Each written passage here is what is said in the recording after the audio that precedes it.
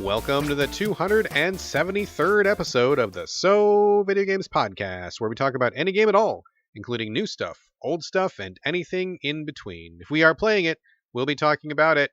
Today we are recording on February 25th, 2022. My name is Brad Galloway. I am the editor of GameCritics.com, and 50% of this here show with me is the man who's working from 9 to 5, Carlos Rodella. Yeah, more like 10 to 6 sometimes. Man who's working from 10 to 6 sometimes, Carlos Rodella. That's me. Yeah, I basically get up super early and do kind of the morning routine stuff. But I don't know. I like starting work early, and a lot of people at my new job are around 10. So, but you just get your work done, do your work. And then, and it doesn't really matter the hours. I mean, we're remote, you know what I mean? So yeah, it's funny you say that because I think that since COVID happened, slight divergence, this is not game related, it's life related. I think it's really come to light how different people perceive habits and schedules. And I think that in general, we have really in America favored early bird, not introverts, but extroverts. Early bird extroverts have been dominant in the business world for such a long time. And what I mean by that is people, who love meetings, who love being social, and who love to get up at the crack of dawn. Those people have been ascendant in the business world. But since COVID, people have made space for others.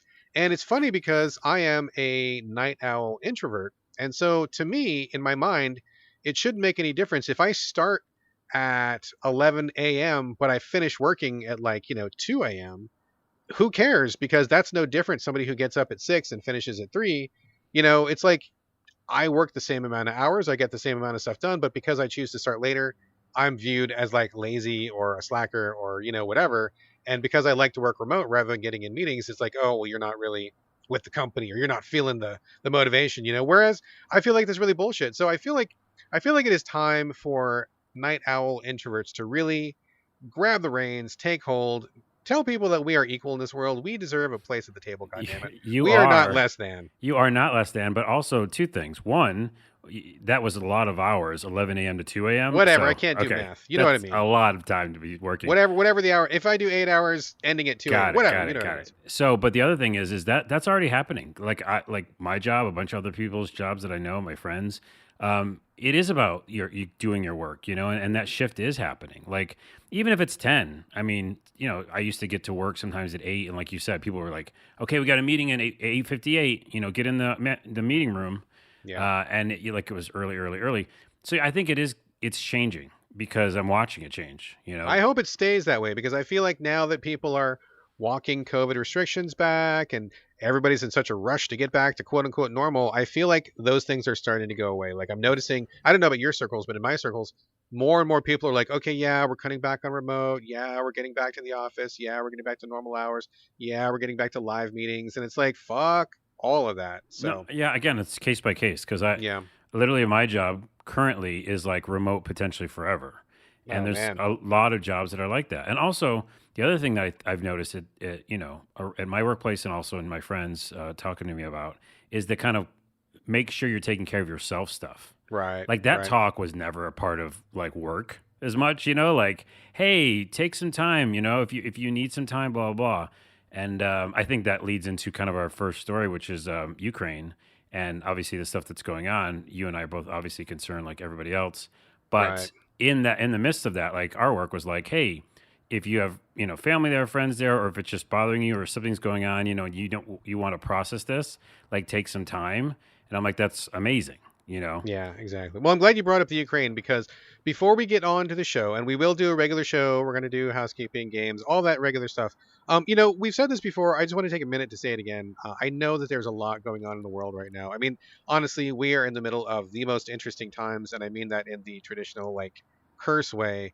I mean, we have COVID still a thing happening. We are still having global catastrophe with ecological change, rising fascism in the United States, the recent assault on trans kids across America, and, last but certainly not least, the war between Russia and Ukraine.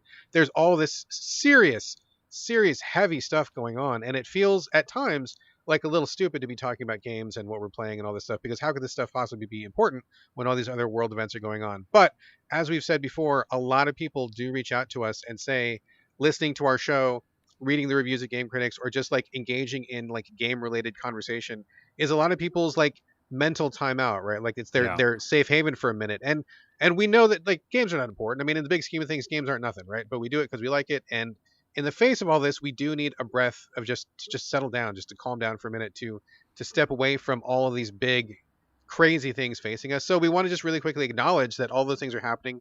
And in spite of that, like we want to also honor the people that come to our show to listen, to relax, to just get away from things for a while. So those two things happening at once, we do acknowledge all those things and we're feeling it. But at the same time, we do want to like support our listeners and be there for them in the way that they need right now. Right. Yeah. And again, it's an escapism when you are feeling frustrated or sad or upset. So, not just this podcast, but games. Yeah, And so exactly. we're going to be talking about those. Okay. Now, with that said, let's get on with the show. Folks, you know that Carlos and I share a virtual living space giant house divided down the middle with a strip of duct tape. I have one thing, maybe two things on my side. Carlos, what do you got on your side? This is going to be a first. You have nothing? It's clean. Really? Nothing It's at all? so Huh? clean. It's like I polished it. I got rid of that pizza box. There is nothing over here. Wow. Interesting. Nothing at all. Okay. Well, No. that's fair. That's fair. But this is the first time you've had more stuff on your side. This very well may be the very first time, so Yeah. I'm gonna savor it. Okay. I'm gonna mark it on my calendar, circle it in red, Okay. and I will remember this day from here on out. Well, what's on your side then? Well, I just got a couple things. Gosh, we wrapped up a bunch of shows recently, and we started a brand new one. We're watching Barry on HBO. Have you seen Barry? Of course, and I say of course because I thought I mentioned it on the show. But secondly, you're just now seeing it?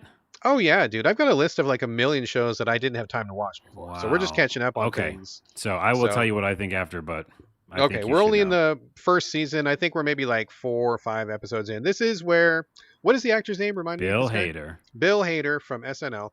He plays a ex-military assassin who stumbles into an acting class one day, and he decides that he wants to be an actor, and so he wants to get out of the assassin lifestyle and become a full-time actor in LA. And so this is about that struggle. It's kind of, I mean, there's a lot of comedy, tons of comedy, but also there's definitely some like real moments in there, and he's kind of relating to people. He's this kind of broken war vet who doesn't really like know himself very well. He doesn't stand up for himself. He doesn't know what to do around women, and so he's kind of discovering who he is and deciding if assassination still fits in that life or maybe it doesn't, and where does acting fit. It's kind of a really interesting show. We're only a couple episodes in, but so far we're really digging it. I really like it a lot, and it's interesting because I'm not the biggest SNL fan. I know you like it a lot more than I do, but we really loved Last Man on Earth. Yep. And I think we're really kind of Barry fans too. So it's interesting to see those SNL fans, or not fans, stars, leave the show and go on to stuff that I think is probably a lot more interesting than SNL. So it's interesting for me to see them doing interesting stuff. Wow, a lot of stuff to unpack there. First off, not more interesting, but different than SNL. Let's say that. I mean, you could say it's that. more interesting to you. Yes, 100%. Yes, for 100%. But I think it's just totally different art forms. Like SNL's this live, sketch comedy that's insane. Sure. Totally And different form, different totally content, different form, for sure. yeah. And Last Man on Earth and Barry are good examples of why I think you would like them. Is it takes little bits of SNL, these people who are funny, and then it just brings that dark humor and it brings a drama to it. But Barry is incredible, and I don't want to like oversell it, but I can't oversell it. It's just incredible. Okay, And cool. it's only I think 3 seasons, and they're actually either already working on the 4th or what, something like that. So you have a lot to watch, and I won't spoil anything, but I will say, those quiet moments, those real drama moments, way more of them coming. Like, Okay, cool. It is not like oh yeah, this is kind of drama. No. This show is like a serious ass show, and it just happens to have like really bizarre, weird, funny moments in it. So I can't speak highly enough of it. It's probably one of my favorite shows. Oh, excellent. Okay, Yeah. well, cool. I'm down. We're really liking it so far, and it's a really good show to transition to after the stuff we watch. So I'm looking forward Yeah. to seeing more of it. Okay, so there's that. The only other thing I want to mention really quickly is like gaming chairs. Do you have a gaming chair, Carlos? No, and I'm glad you brought that up because we've never talked about it in the show, and I'm very curious about gaming chairs. I have a work desk chair from my last job, and this is the one I have. It's kind of ergonomic or whatever. But why do you bring it up, Brad? I bring it up because Game Critics was contacted by the eWin Gaming Chair Company, and they say that they are the #1 provider of gaming chairs, which I didn't know because I'm not really in the gaming chair world.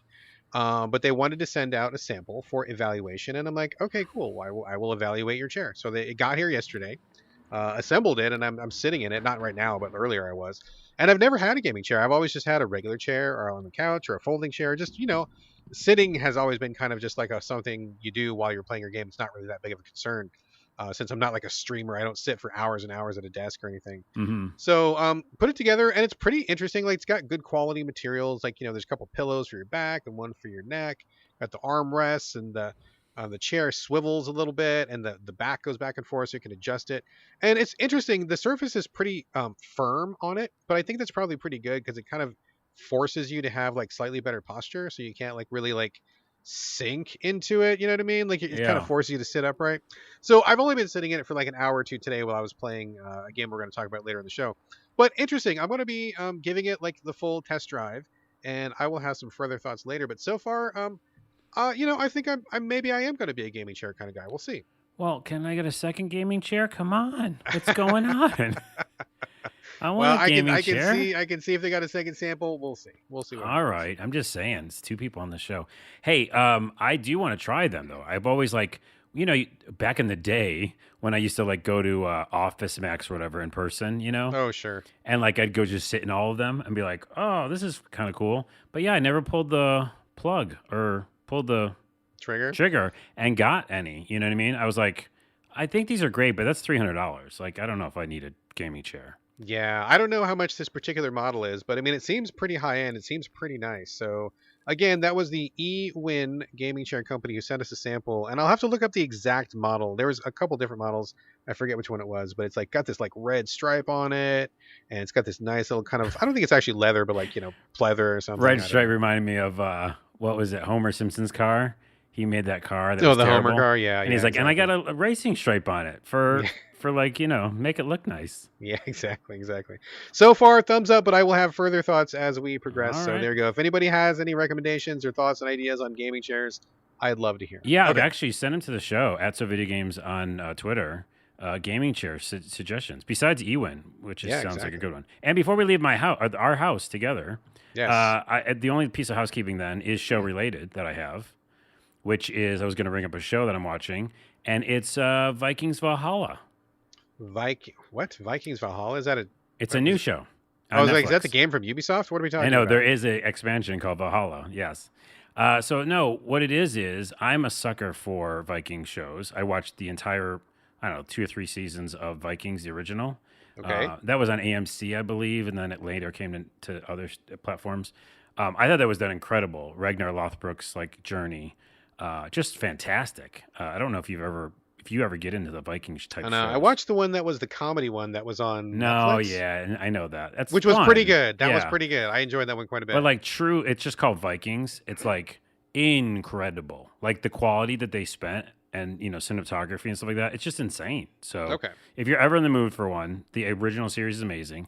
But I'm watching the second series. It's basically a follow-up 100 years after Ragnar Lothbrok. So basically everything that happens in that first season or first show, the Vikings, It's like history. is now, like right? history, because by the way, all of it is based on history. So it's not like just loosely based on history. Like it's pretty good. It originally was like, I think, History Channel type, show almost. Okay. Anywho, it's good. And basically I'm playing a few games we'll talk about in a second that all have that feel to them, which is like, I'm a warrior.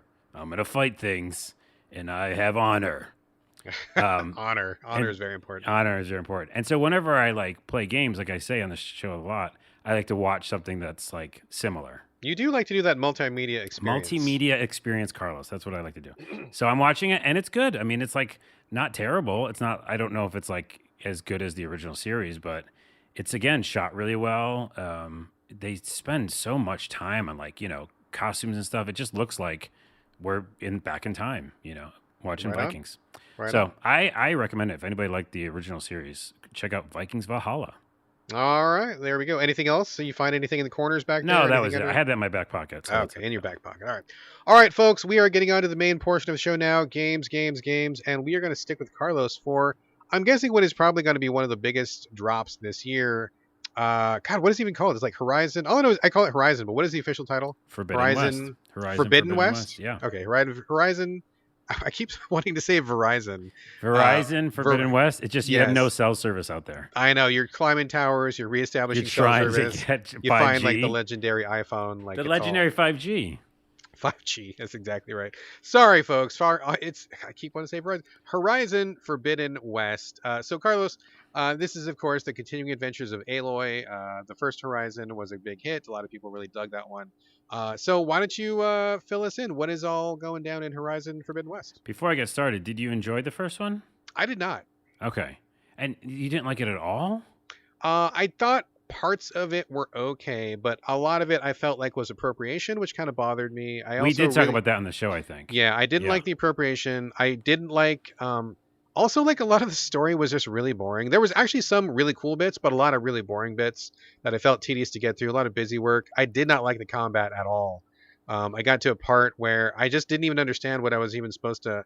It was like in the desert. I was getting attacked by like three different hawks, and there was like some alligators, and I was just getting rickrolled all over the place. And I'm like, man, this is just not clicking, not vibing for me. And I noped out. But it just felt like people in really bad cosplay saying boring stuff, and I just didn't click at all. Didn't work for me. By the way, to that appropriation thing, I think I mentioned this on the show many years ago when we talked about it, but I didn't think that. We can agree to disagree. Sure. Just because being Native American, I really thought that they differentiated it enough, and I felt like it was this new tribes that came out of a post-apocalyptic world, which is going to come up again because there's even more tribes in this new game, and they are more diverse. So maybe you'd understand, or not understand, but maybe you'd enjoy the tribal kind of feel of this game more, because there are definitely different types of people and with different types of styles and customs. So it's Sure. not just one thing, maybe. I mean, that's just like real talk. Like when I see screenshots of the characters in that game, they look like they're wearing the worst tin can cosplay. Like I can't even get past how it looks. So I have no plans whatsoever to play this game, but All right. I am Well, very excited to hear you tell me about it. yes, off of that point, and the fact is, again, it's just different tribes that are on this post-apocalyptic landscape. But Aloy is back, and I enjoyed the first one. I played all of it and the DLC. If you like Tomb Raider, by the way, it's also very much like a Tomb Raider Uncharted game.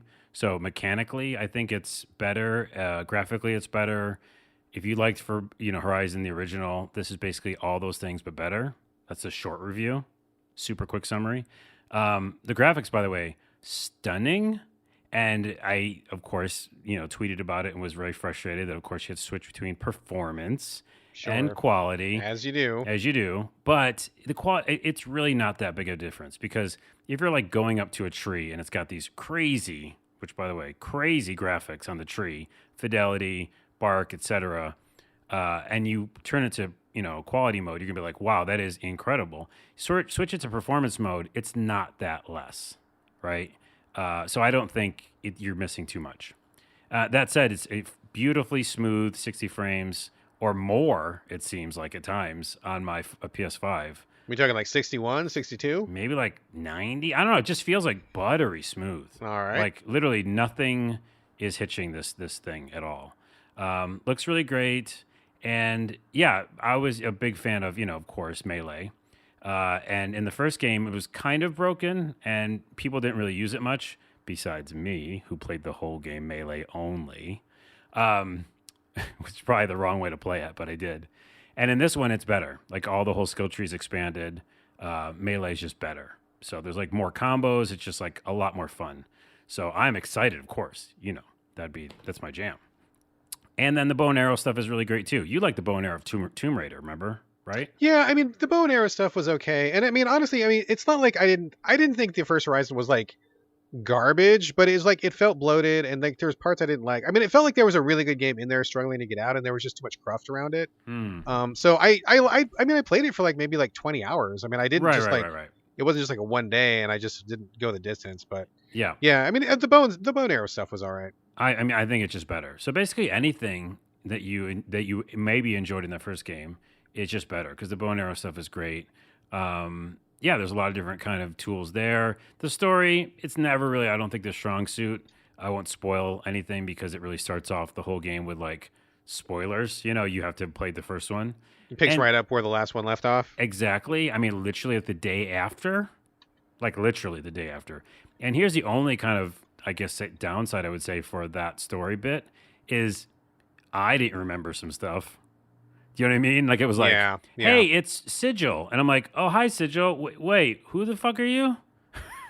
We had that thing. It was a tryst. We had a tryst. Did we? Wow, that's really memorable. That's like a romantic thing, right? Right. Yes, it Yeah, is. yeah. Yes.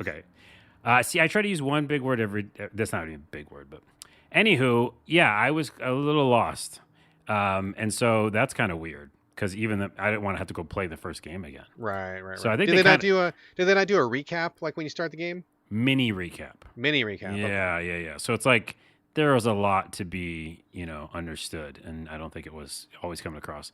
Yeah, and then I guess the other thing is, what did I write down? Still impressive, melee better. I don't like the fact that you have to get certain parts off of dinosaurs, robot dinosaurs. This is just a really quick thing I don't like about the whole game system. Sometimes you need parts off of those robot dinosaurs. Yeah, I remember that part. Yeah. Yeah.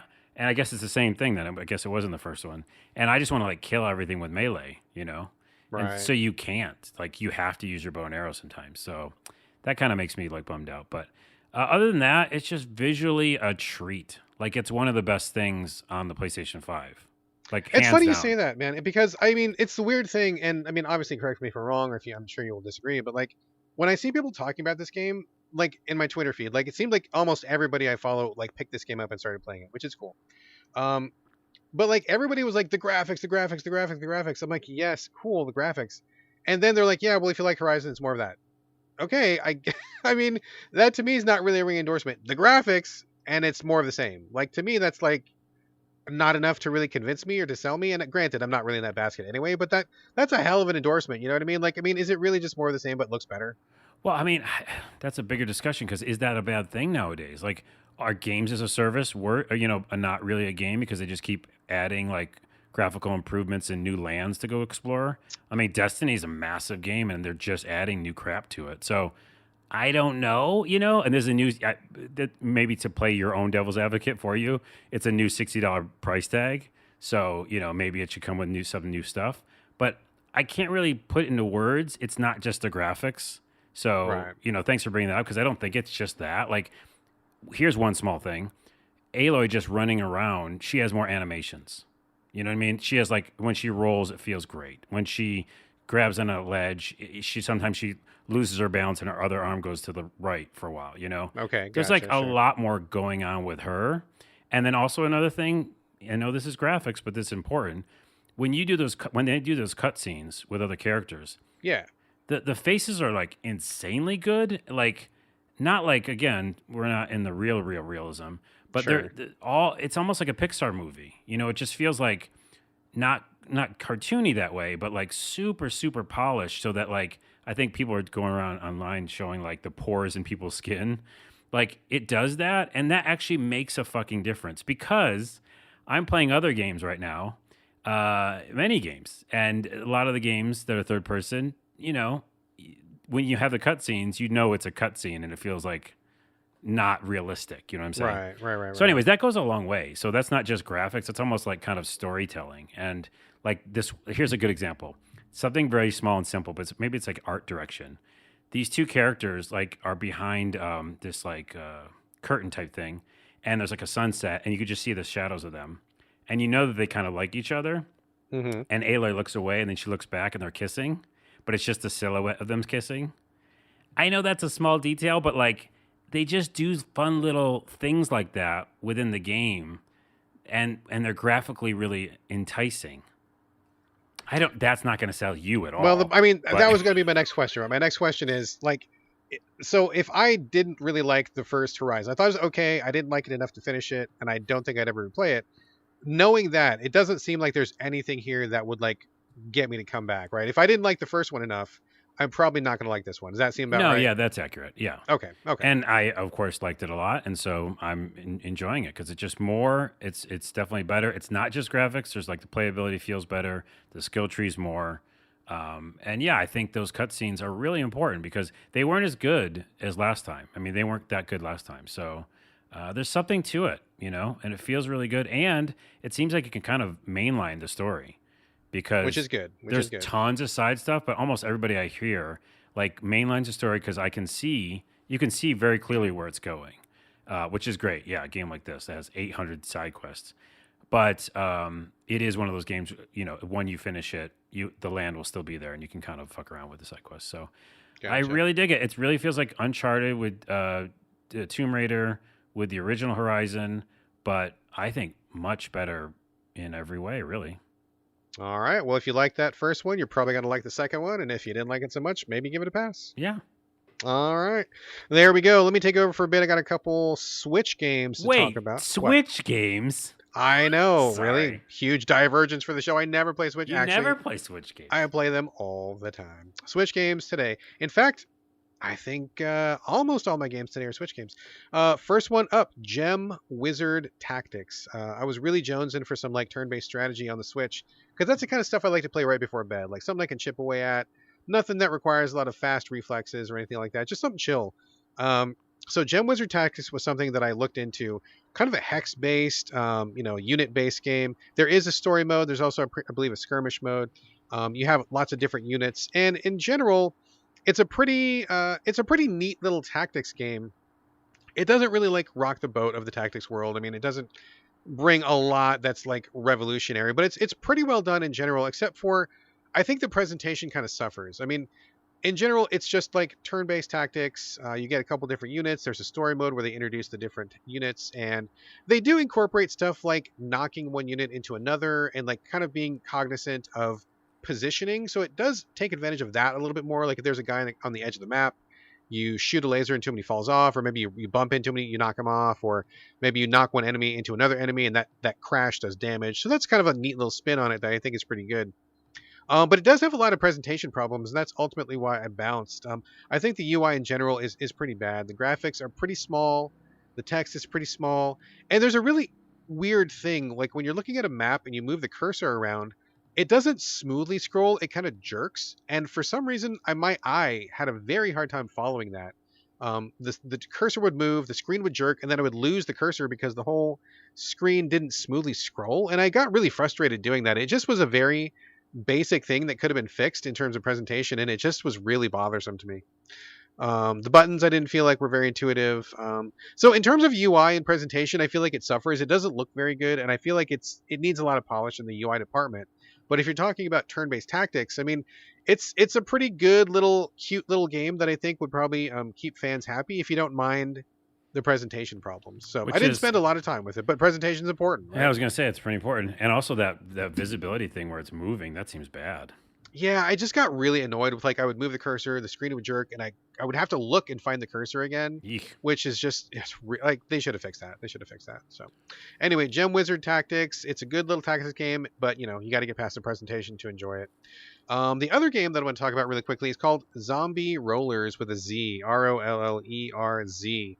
This is a virtual pinball game, but it's not a replication of pinball. This is like fantasy pinball, and those are my favorite kind of pinball games to play, right? Because pinball's great. I love pinball, but when I play it on a Switch or on a console or something, I want them to take advantage of the medium. It's a video game. You can do anything. You can change the physics. You can have all sorts of little mechanisms that would never work on a real pinball table. You can have, 100 multi-balls. You can do little monsters running across the screen. You do like whatever you want, right? So I love those kind of pinball games because I want them to do something that's just impossible in the real world.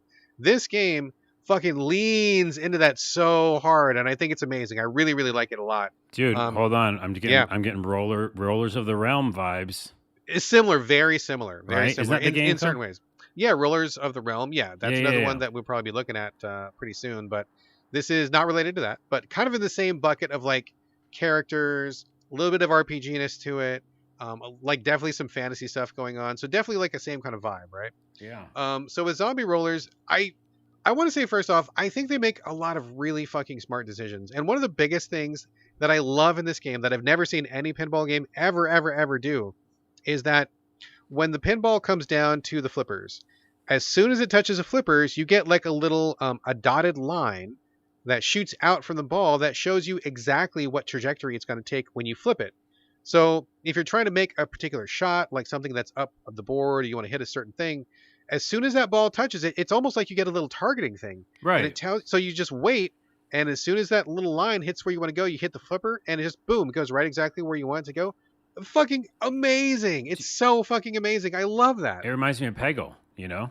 Yeah, similar to Peggle. Yeah. But I've never seen anybody do it in a pinball game, and I'm like, fuck, yes, it's about fucking time because it's such a small thing, but boy, it like increases my accuracy first off, but just my enjoyment because I'm not, like you have a little bit more of an advantage. Like this is not something that could ever work on a real pinball table, and they're doing it here, and I think it's brilliant. I fucking love it. The other thing that's really cool is like as you go on these different boards, they're all fantasy. They have like little windmills, ramps, gates and stuff, and you're kind of like hitting features and opening things up and moving things around, and all sorts of little doodads are going, and you hit a bucket and it spills some water on something and that thing fills up, and all these little feet. It's really cool. There's a lot of stuff going on each board. Really neat stuff that would never happen. But the thing that's really cool is like when you have the enemies coming down, each board is full of like these little zombies, and you got to like knock them out in addition to hitting the features on the board. The ball you have has all sorts of powers that you can get. It's kind of like a roguelike structure a little bit where you choose whatever, between two things. Do you want a fiery ball? Do you want a lightning ball? Do you want a spiky ball? Or do you want spikes on your flippers? Or, like all sorts of little choices like that. And by the time I got like halfway through like the campaign, it was like, I was like, my ball would like turn into the fucking sun and it would like burn shit that it would roll through. And then the ball would shoot bullets. I could like pause the ball and it could like the ball shot bullets. The ball shot bullets and stuff. Like little lightning would shoot out and shock people. I had axes that were mounted on my flippers. They would chop people that got too close to the flippers, and I could launch the axes out. It's so fun. Like it's so fun. Like none of it is fucking realistic at all. None of this is really adhering to like real world pinball, but it's the same kind of idea, but just like taken to the next level in a video game sense. It's super, super fun. I think it's just brilliant on every level. The mechanics are great. The ideas are great. The powers are great. All of this is really great. I've only got one very small butt. I'm going to say there's a butt coming. There's only one very small butt. Okay. So I will say I'm not a real fan of the art style. I think the art style is a little bit too aggressively cartoony for me. It's got this kind of blocky, cell shaded look to it. It's super cell shaded. I was just gonna say that. Like jet grind radio or whatever. Ish. Yeah. They do a lot of kind of fourth wall breaking jokes, which whatever. I can ignore the jokes because between levels they have a little banter or something. No big deal. You just skip past it. But I think the art style is a little bit too cartoony for my taste. I wish they would just dial it back just like one notch, and I think it would be in a pretty good shape. But everybody's kind of like chibi, big head, stumpy limbs, and like a real thick black outline around things. It's okay. It's fine. It's not my taste, and sometimes it does look a little bit busy on the screen, but that's my really only complaint. Like really, other than that, like I love playing it. I think the mechanics are great. Physics are fine enough. It's good pinball, and just like the weapons and the killing zombies and stuff exploding. I mean, that's a fucking fun video pinball game. It's like that's exactly what I want. That's exactly what these guys give. And if you like the fantasy pinball that can only happen in a video game, this is fucking delivering in spades. Okay, so I have a couple things to say. One, I'm looking at the pictures in the video, and I get your style. Yeah, it's like it's over the top cartoony, almost like just a little bit too much. Wacky. Yeah. But all the kind of like RPG-ness of it and kind of fun action stuff seems crazy fun. There's also an overworld, it seems. Yeah, you just kind of walk. So I didn't really cover that too much because it's not super relevant, but like you get to choose your path when you're choosing levels. So right. you walk your character around this overworld, and it can make left it takes you to a place where there's like zombies and they're like a level 3 difficulty, and right goes on a level with zombies that are level 2 difficulty, or sometimes there's like a treasure chest, and there's a little bit of a timed element where if you take too long, this kind of like plague catches up to you and it does damage to you. So you want to like kind of keep the whole thing rolling. It kind of pushes you forward at a pretty good clip. Rolling. There you go. So the map part does play a factor. It's not a huge factor. The pinball on the table is really what you're here for. Yeah, so, it looks great. It's from Zing Games. And by the way, this happens almost every episode of our podcast, which is another reason I like hearing about your Switch games, because you tell me about them on Switch, and then I find them on Steam. And then I'm like, oh, and here's the thing for all our listeners who are on Steam or Steam players, there's a demo right now for free on Steam. Oh, nice. Yeah, check out the demo. I bet it would be better on Steam because you've got a bigger screen and, you don't have to like squint to see the stuff on there. So I think that would probably be fine. Play this game wherever it is. If you like video game pinball of the fantasy type, this one is definitely near the top. I love what they're doing. This is good stuff. It's cool. I like it. All right. That was Zombie Rollerz. Now, Carlos, you threw me a real curveball today, my friend. As we were talking about the show beforehand, I'm like, yeah, what are you bringing to the show? And you're like, Elden motherfucking Ring. And I'm like, what? I did Question not mark, question expect mark, that. question mark. Yes, exactly. So Elden Ring, again, kind of like Horizon, one of the biggest releases of the year. I'm sure we are going to be talking about this come December when it comes GOTY time. I'm sure it's going to be on everybody's list. But I picked up a copy last night, played it as soon as it unlocked at like 9 p.m. Western time. I've got about maybe 4 or 5 hours into it. I played with my wife. She's got about 4 or 5 hours into it. How deep are you in Elden Ring right now? Just started. I started today, like at lunchtime. Okay. I just kind of downloaded it at lunch. I took a break from work, did some stuff in it, maybe a couple hours, not even. Okay. So, but I have things to say about it in general, and then I have things about my experience. So All right, let's talk I'm going about to all talk that. about a But couple of first, things. before we get to any of that stuff, I have to ask you. I know Yes. we talked about this a couple episodes ago, and I was like, dude, I don't feel like this is your game. And you're Hmm. like, maybe, and I'm like, no, I don't think so. So, like, why? What convinced you to take the plunge on Elden Ring? This, to me, you're not really a Souls guy. So, what convinced you? I'm not a Souls guy at all, and I almost did it just for this moment, Just to selfishly. throw me for a Yeah, loop. yeah. Selfishly, this is worth it right here. The $60 worth this moment. Because you're like, but what? But what? What is up I don't and what is down? understand, Are cats Carlos. and What is dogs living happening? together? Night is day, black is white. What's going on? Hey, it's like Seinfeld. I don't get it. Yeah, I really did it for this moment, I think. Wow. So no, that's a pretty big commitment. Here's a quick tangent: is that I'm playing Elix 2, and I can't talk about it Under until embargo. next week under embargo. But because I did get that very kindly from the developer, I had the $60 that I might spend on a game like that. That's the first reason. Okay. Okay.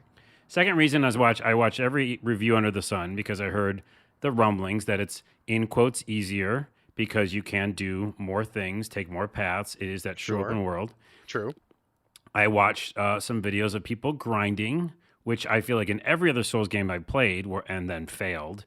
I couldn't really grind very well. I just felt like I always had to go to that one area and get fucked every time. I'm Okay. like, okay, cool. I'm still not good enough, and I don't know his patterns, and I'm still gonna die by that one guy.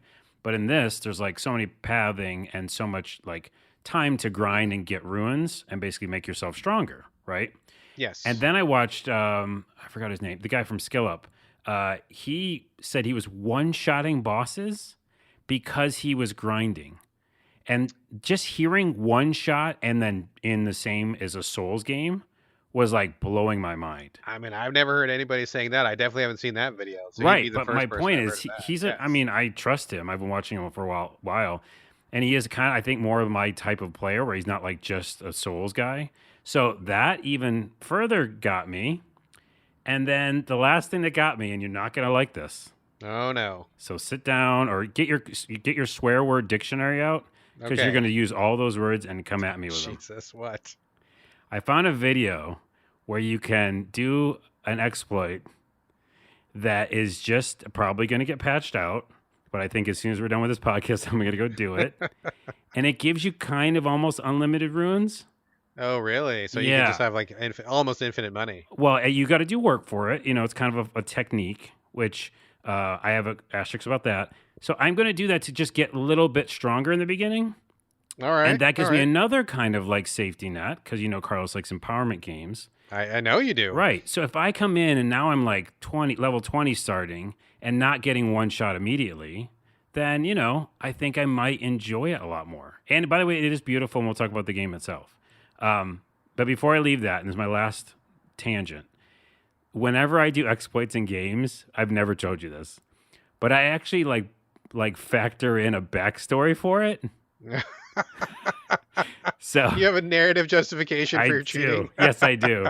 So if I'm farming, which is essentially cheating, I think, if you farm forever, or you do exploits, I'm about to do, I basically say that my character who started this in this world was just a really strong guy before it got started. Like he's a really skilled adventurer. You know what I mean? Like he's not like Joe Schmo. He's gonna go look for the Elden Ring. So he's like God tier like warrior. So that's my justification. All right. Well, I don't think grinding is cheating at all. I mean, I think an exploit is cheating, but grinding, I mean, you want to grind, you want to grind. It's your time. You can do whatever you like. So I don't really see grinding as cheating. Yeah, I But I guess hear you. I'm mixing the words together because like there's farming, there's grinding, and there's exploits. Exploit that uses kind of a farming. You know what I mean? It's a middle Sure, ground, and that's kind of sure. the thing that I found in Elden Ring. So I'll still have to do some work for it. You know.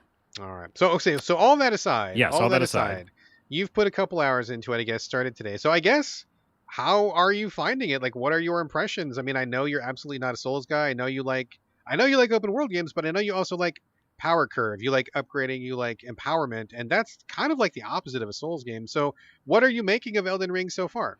Well, here's the first thing: is when you start the game. Can I say a minor spoiler? It's I the mean, it's the sure. very first part of the game. Okay.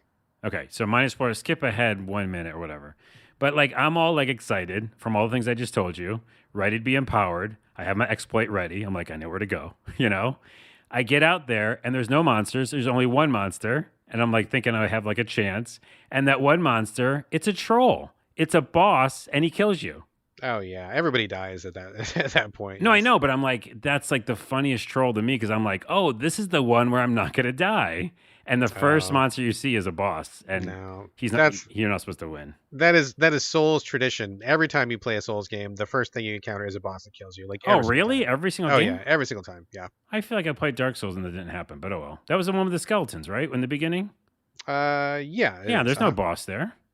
when you first started. This happens very often in Okay, it Souls happens. games. It's It's happened extremely before. common. Yeah, very common. Anyways, that happened, and then I got to the actual open world. And again, I have only like fought some people and been okay and not like I'm just not like eating shit right away. So Mhm. by default, it's better for me. I would say this though, the story, even though like everyone's toting that it's like George R. R. Martin, it's just like a dreamscape of stuff. Like Oh, dude, I don't. This is the easiest paycheck that George R. R. Martin ever made. totally. All he did was put his name on the box. You could not point to anything in this game that even remotely seems like he touched it. It's like all the characters seem like they're just kind of, which is fun and interesting, all just like scattered all over the map, and it's like happenstance if you meet somebody, and then there's like this whole thing you could do. And it's interesting in that way, but it's not like this story thing, you No, know? this is typical Souls bullshit. This is all template to a T. This is typical Souls. I don't know why they bothered to spend money on George R. R. Martin I don't because either. people would have bought this game regardless. He just got a fat payday for like nothing, like laughing all the way to the bank, cashing that check. Oh yeah, but I will say this also in the very beginning they do this huge cutscene with all this like great art, which I like the art, but like, again making no sense, and this guy's just screaming, in the intro, and he's Yes, screaming about the dung beast, yes. and I'm like I don't know what any of this is, and it's not enticing, and you don't need to be screaming. So I didn't like that beginning at all, actually. And then I will say the other thing that I found cumbersome, but I knew this was going to be there, and it's got to, you have to admit it, like they have to go to another engine after this game. Like this is the Souls engine, right? They haven't made a new engine for this game. I mean, as far as I know, yeah. I mean, you can tell because the jump is fucking hokey as shit. Like that's the dumbest jump I've seen in a video game. And now no one's gonna say that because this is supposed to be like sacred game that's gonna win every award. But the jump is dumb. It goes up. It Yeah, goes it's up. it's a little bit. I mean, I assume you don't have the horse yet. No, I'm about to get the horse and it's gonna jump differently. It doesn't matter. You're making a game in 2022. Don't make the jump like Mario. Okay? Here, put this on the tagline for the podcast. Carl says Elden Ring's jump is like Super Mario Brothers. It is. He just goes up. Yeah. Sorry. Yeah. It's not that big of a deal, but It's it's just a little annoying. hop. Yeah, it's not. This So- is not like Breath of the Wild where you're jumping and climbing on stuff. It's not really opening up to you vertically like in that sense. It's not like an Assassin's Creed where you are Spider-Man and you stick to a wall and you climb anything. Right, So, but you know what? I guess that's one thing that I will bring up is because I did just come from Horizon, right? Mhm, And mhm. for all the things that you don't like about it, I would say that hand holding on ledges, jumping animations, rolling, all of it feels really fucking great. And you know what that does? And again, if this is like a game decision that they want to make you not feel empowered, I don't really buy it, but whatever.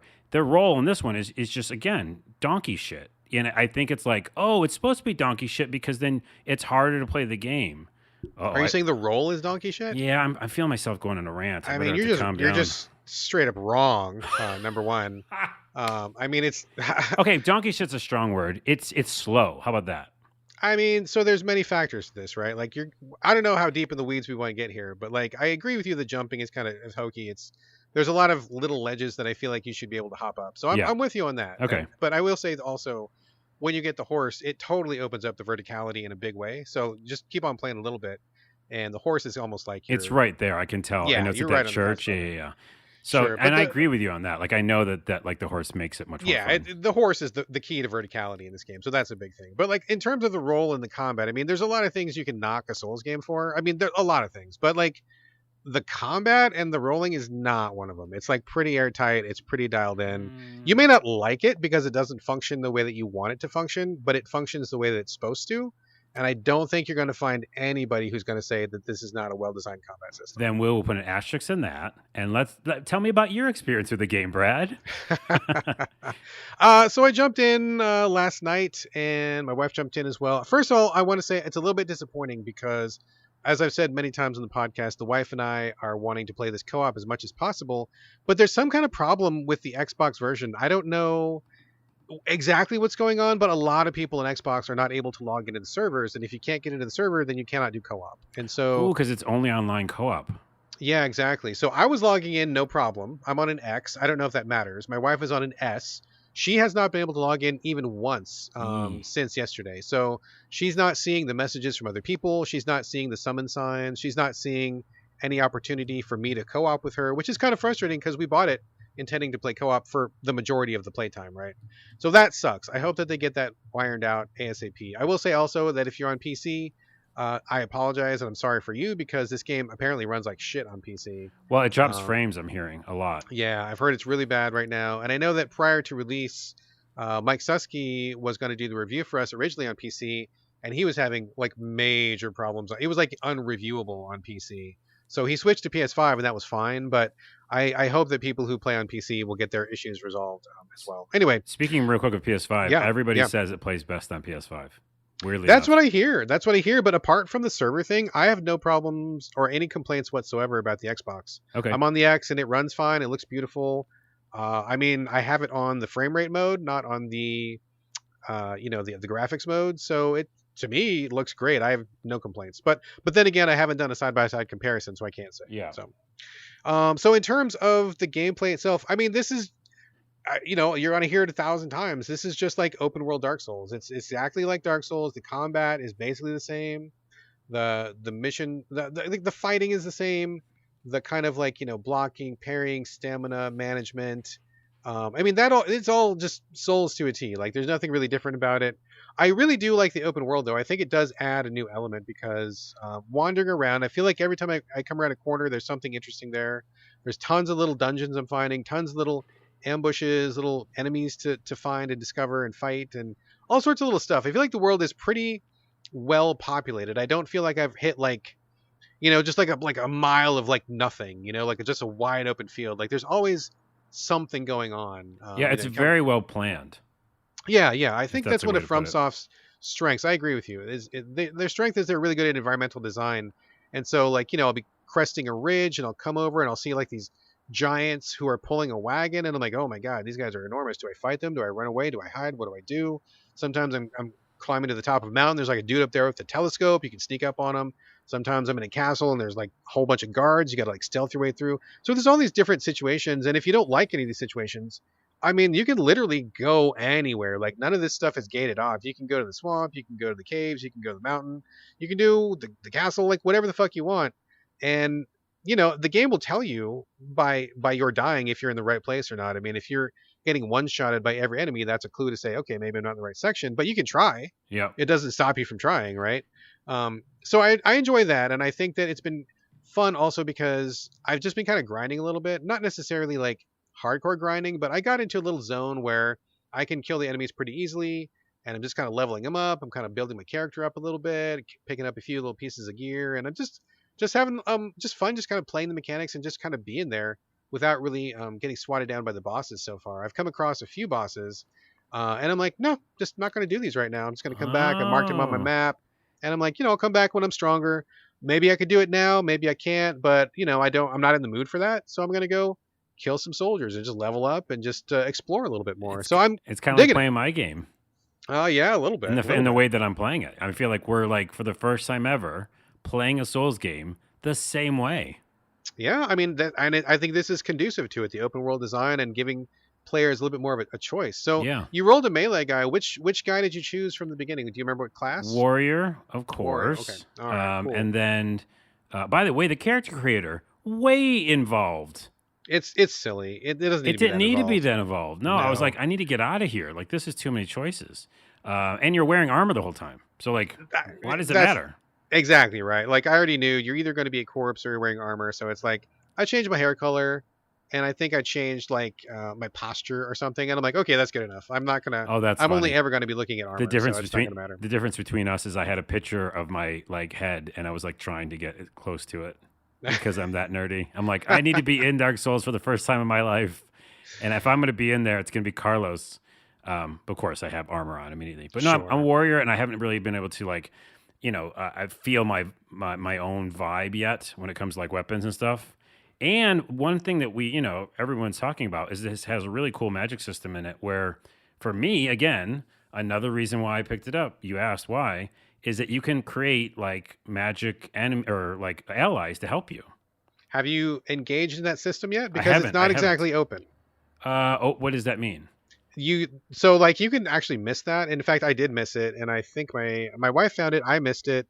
Mike Susky, who reviewed it for the site, missed it. So it's not like they don't just drop it in the critical path. Like Right. you kind Okay. of have to go out of your way to find it, and I did not find it, so I'm a little bit screwed right now. But if you are interested in doing that, you should probably look it up because it doesn't organically happen. I don't Okay. Well, think. that's great to know. And then along with my little exploit, uh, set to the side, and that system that I have to go looking for, which again is great, and I like the fact that I have to go looking for it. That's fun, actually. It just seems like that offers up a lot more assistance when you're out there, having fun. I am very much looking forward to trying it. I am really kind of upset that they didn't put it in the critical path. That is FromSoft bullshit.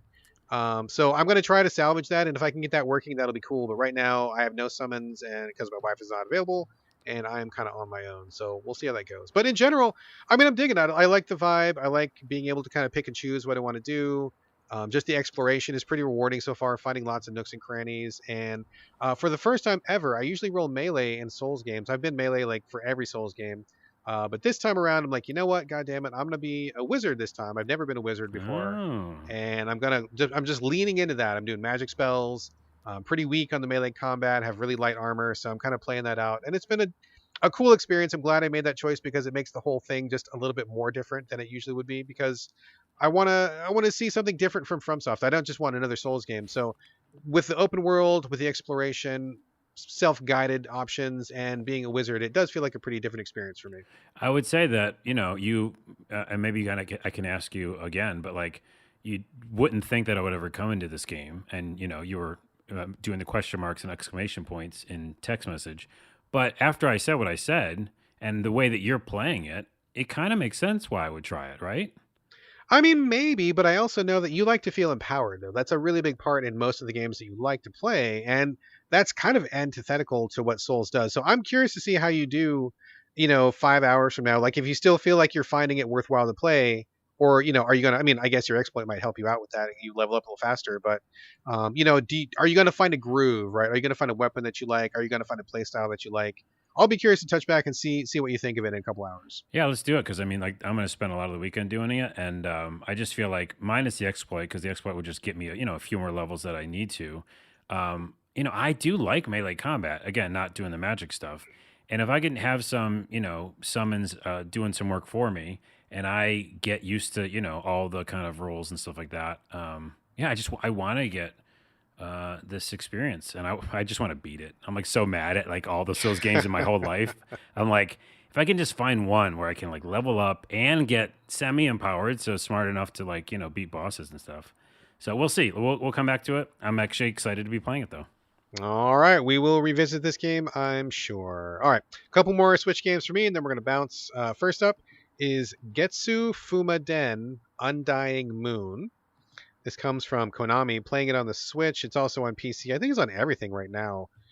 This is a 2D roguelike action game, very similar to a lot of the 2D action roguelikes going on right now. Um, this one is notable though for its art style. That's what really made the big splash when it was first announced. It looks like one of those Japanese, like really stylized paintings with like the heavy brush strokes. Oh yeah. I don't know what that art style is called, right? But like it looks like one of those like Japanese scrolls where like all everybody's really stylized. And I mean, I'm sorry, I don't mean to insult anybody. I don't know exactly what those are called, but if you saw those, you'd be like, oh yeah, it's that one Japanese style that is so famous in the art world, whatever. So that's what it looks like. It looks like an ink brush painting for all the characters, for all the backgrounds. It's very distinctive looking. And if you look at screenshots, you're like, wow, this looks fucking amazing. Looks like bananas in screenshots. Really cool. In terms of motion, though, I don't think it works that well. I feel like it's a little bit hard to track. It's a little muddy. When everything is holding still, it's great. But yeah, in motion and animation, it doesn't really come through to the same degree. In terms of the action, it does not feel great. The action is sludgy. Motion is not crisp. The strikes, the attacks don't feel crisp. It just feels like you're kind of walking through mud the whole time, and that's not a great place to be when you're trying to do a 2D action game. I mean, there are so many perfect examples out there of games that are really just like popping, just really dialed in, and you feel like intuitive. This one feels like you're kind of fighting the controls the whole time. Like there's a little bit of a delay. It just doesn't feel that great. I will say also that the mechanics are not very well explained. So there's a lot of systems in this game, and they're like blah blah blah, blah go for it, and they just don't really explain like how you're supposed to like get better weapons or upgrade weapons, or how do you do like these different attributes, and what is what are these points for, and what is this energy for, and how does this go, and it's just there's a lot of stuff in there that they really could take more time to explain. So I've kind of been trying to figure it out, but not really being very successful at it. But it kind of is all beside the point because the simple act of playing the game is not very enjoyable. I really wish that they had made the motion faster, made the attacks faster, made it just more responsive. It just doesn't feel great. And again, it's a roguelike, so you get a certain distance in, and if you die, you go back to the start. They want you to grind so that you are slowly over time increasing your permanent stats. Like you'll start off with a better weapon, or you start off with better stats, and by doing that, you will eventually make it further and further. But boy, it feels like it's going to be like one of those million-year grinds where the rewards are so slow and the advancements are so slow. Like I'm just like I'm not. I played 4 or 5 rounds and I felt like I didn't make any progress whatsoever. Like I didn't get any better noticeably. So I'm like I'm not going to just keep doing this. I'm not going to spend my entire life trying to get through this game with such a slow grind. So it's a shame because I feel like it looks beautiful and I really love the art style. That's really caught my attention in the first place, but it just does not feel good to play in terms of design or in terms of actual action. All right. Well, it looks Yeah. cool. It does look cool. GestuFumaDen, Undying Moon looks great in screenshots. Otherwise, probably not so great. Final game of the show, Braveland Trilogy. This has been around for a long time. Have you heard of Oh this one? yeah, I've played it and we talked about it on the show. Did we really? Yeah, we talk about every game, remember? So I did you but bring this to the I show? brought Because this to I've the never show. played this Yeah, before. I brought I think I brought you the original and the trilogy. Oh man. I swear, because I actually, well, spoiler, I like this game, but Yeah, I like it too. These developers, I actually found these developers because they put out another game on the Switch. And honestly, I can't remember what it's called right now, but I played their second game and I thought it was really quite well done. And that's what made me research Braveland Trilogy because I knew this was their previous work. So I'm like, I don't know about you, but whenever I find a developer that I like, I'm always really curious to see what else have they done? What's the trajectory of their work? How have they improved? What ideas have they brought to the table? And so with everything being on the Switch, I thought that was a really easy journey. So I picked up this Braveland Trilogy to see what they've done, and it's really good. So I feel like these are good developers. This is a turn-based, hex-based tactics game, somewhat similar to Gem Wizard Tactics that we talked about at the beginning. But wherever Gem Wizard Tactics got into trouble, like with bad UI and little difficulties and rough edges, this one is really super polished. It's very very simple, and I believe it has its origins on mobile. Does that sound correct to you? maybe, yeah, maybe. That I sounds feel like right. I feel like it probably started as a mobile game, but that's fine. So you get to pick these characters. You get like an archer, a knight, a heavy knight, a crossbowman, a farmer, and a couple other guys or whatever, thief, I think. And you just get one of each. That's just that. And then they start on the left, enemies start on the right. You choose a battle that you want to fight, and you just go into it, and everything is like one tap. Like the computer tells you who's going next. You tell them where to go and attack, and that's it. And the computer handles the rest. Very simple, very streamlined. Like you can upgrade guys like a tiny bit, but basically all you're doing is kind of grinding for resources to improve their attack and their life. But it's fun because I feel like the tactics kind of go by really quickly. You're fighting a level, getting done, fighting a level, getting done, fighting a level, and just kind of moving through it really quickly. And you don't have to really remember too much. It's the perfect bedtime game for me because I can do 2 3 levels and it doesn't really matter where I left off, because I can just pick it right back up. But it's smooth, it's polished. Like the levels just go by like butter. The animation is good. The character design is cute. It's just really well done. I mean, it's super stripped down and basic, but I say that as a good thing if you're new to the tactics genre, or if you just want something that's really light and there's a little bit of bite to it, but like you can really play it pretty casually, which is a good thing in this case. I think it's a really good entry. I'm really having a lot of fun with it. Yeah, and it was on mobile now that I remember. I think I started on mobile, like on an iPad or something, It's a Yeah, perfect yeah, iPad seems type right. game. Hmm. The art style is good. It's cartoony and simple. Yeah, it's got its own kind of vibe to it. And yeah, like you said, like there's a lot of games that are like this that are more complicated. And this one's like, just do the things. Like hit the Yeah, buttons, make the enemies go away by using your different. But there's tactics. There's definitely tactics to it.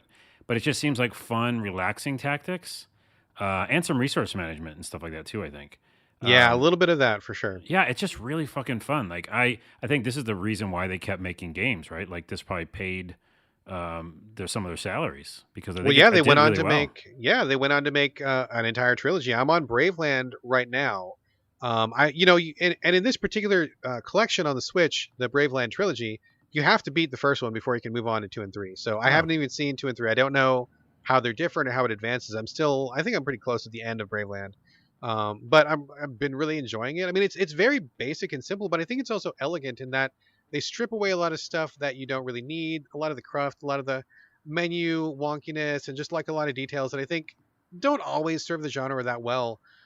So for being on the Switch and for being something you can pick up and play, I think it's really great. I mean, I would never recommend it to like a tactics veteran who's looking for the next big thing, but if you want something light and fun and smooth and frictionless and painless and cute, I think it's really really good. And I am very curious to get to parts 2 and 3 to see how they expand on that original installment. and for our other console players that are not on Switch, it is on Xbox and PlayStation. I just looked up. There you go. There you go. So that is Braveland Trilogy. That definitely gets a thumbs up for sure. Oh, I'm glad you're playing it. Yeah, I love that Yeah, game. good stuff. Before we leave, Yes, you were gonna mention it earlier, and I looked it up while we were talking. Rollers of the Realm has a new game coming out, they do. Reunion, and Rollers of the Realm Reunion. So enough R's all in one title, and it's in 2022, but that doesn't say when. Coming very soon. I believe I've seen some PR for it, so they're probably ramping up to release it fairly soon, I'm guessing. Oh my goodness, that is such a fun game, and your zombie game reminded me of it. And then Yeah. last but not least, next episode, I will be able to talk about Elix 2 Yes. next week, and I'll also be able to talk about only probably played it for 1 or 2 days, Shadow Warrior 3. Shadow Warrior 3. Okay, I'm going to mark that down on the Fan agenda of right now. mine, fan of mine. I mean, I've been a fan of Shadow Warrior forever. I brought Shadow Warrior 2 to the show whenever it came out. I was gushing over it, loved it. It's ridiculous. Little bit too much fart humor at times, middle fingers and FUs and stuff, but FUs, what the fuck am I doing? But but yeah, it's just a fun first person melee game, and so I'm really excited for it. So both those games will probably be next week for me. We are in an interesting position because we are at the time of year when we're out of the fourth quarter smash where everybody's trying to get games in front of everybody before game of the year, and it's just madness. There's just way too many games to handle. So things have slowed down a little bit right now. I mean, we had a couple big releases, of course, but there's still some breathing room here. And I'm looking at next week's show. Like we've already got a full slate of games, and they're all games that are so far still under embargo. So that's interesting. And we may end up having a guest next week as well. So we'll see if that pans out. We may have something to talk about. Okay. So we've got a good show coming up next week. All right. Well, I'm excited for it and the games that I can finally talk about. Absolutely. It's tough to play something and have it under embargo and just be spoiling to talk about it, and just keeping that under your hat can be tough. Well, I'll say this one thing real quick, and no one I think ever talks about this because both of us we have played everything, but I like to think that we have this humbleness still to us, and I'm still have this wide-eyed wonderment for every new game I play. I'm sure you are somewhat wide-eyed. Uh, you're like mid-eyed. I don't want to put words in your mouth. You like all games too, but the point is when I again not am under embargo, blah, blah blah, not saying anything about the game, but when I was able to just have Elix 2 a bit early, right? Yes. It's just really, really an interesting, cool thing. Like, yes, it's difficult because you want to talk about it, but it's really interesting to be able to, I don't know, get ahead of like what the reviewers are going to come out with, and you just have a good understanding of like what you're playing. So It's also an I like it. interesting opportunity because you are in uncharted territory, right? Like there's probably no FAQs out, nobody's got any help guides Right. probably. You're kind of like left to your own devices, so if you can figure out, great, but if you get stuck, or if you have a question, or if you don't know a certain thing, when you get these pre-release situations, you're often just like, if you don't know any other reviewer who's playing it, you're stuck. Like you're just like, I don't know what to do, and I'm just on my own. And sometimes it works out, and sometimes it doesn't. Dude, So it's like the olden days where you had to call like 1-800 Nintendo or something. the Nintendo helpline, But that was a there's real thing. that was a Look it real up. thing, and we don't Yeah, have that either. So there's no Elix hotline. By the way, exactly. here's the last Elix thing. So this is the most I'm going to talk about Elix without saying anything about Elix. Is that you're right? Because when I was playing it a while ago, actually, I went to YouTube for some reason because I wasn't just thinking. You just immediately go, I'll go to a walkthrough thing. Yep. And I Nothing literally, there. I was watching a video for like, I don't know, 5 minutes, like looking at like, they were talking about like different, things in the game. And I'm Like a like, preview video. yeah, but I didn't know it was a preview video because I like forgot that it hasn't come out yet. So I'm like, oh, that's interesting. But when are they going to get to the actual information? Like, I need help in this game. And I'm like, oh, Never. Yes. never. After release. Yeah, this is a video about the game that they hope that's going to come out or something. So, Yeah. okay, Interesting place to be in. So, all right. We done. will talk about that next week. We got a great full episode next week, possibly a guest. We'll see about that. But that for today is what we got. Thank you all for listening. This is the show. As always, folks, we'd love to get your questions and comments. Hit us up, sovideogamespodcast@gmail.com. We're on Twitter @SoVideoGames. You can hit us up individually. Carlos, where are we directing your traffic this week? At Carl Sordella, Rodela on TikTok. All right. And for me, it's the same as always on Twitter, on Instagram. It's my name, BradGallaway. All A's, no O's. And that is going to do it for episode 273. Thank you so much for joining us here on the So Video Games podcast, and we will see you next week. But in the meantime, this is Bye from Brad. And bye from Carlos.